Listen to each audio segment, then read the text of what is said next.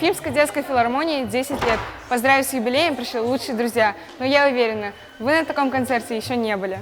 Здесь успешно работают и развиваются творческие и цирковые коллективы, театральные студии, а также работают клубы по интересам. Различными видами творчества занимаются порядка 1000 участников, от 5 до 18 лет.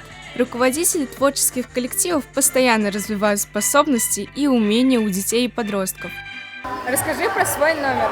Наш номер называется «Синдрау Торна» – «Песня журавля».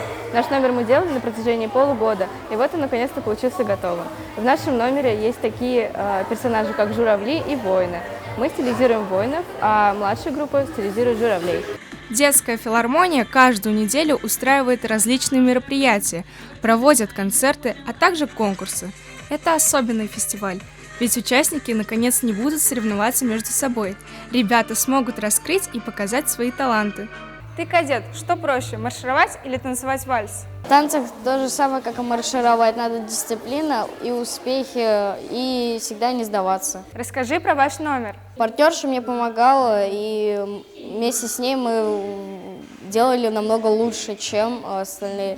Были косяки, некоторые руку не делали, некоторые спотыкались. И вот у меня все хорошо получилось. Уфимская детская филармония празднует юбилей, свое десятилетие.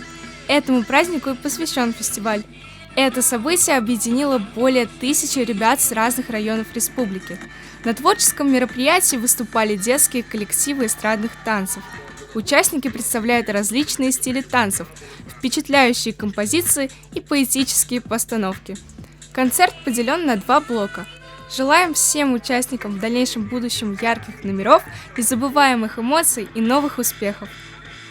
Лучшие коллективы заполнили сцену, создали праздничное настроение каждому из гостей. Софья Ушакова, Рамазан Мусин специально для «Горы новостей».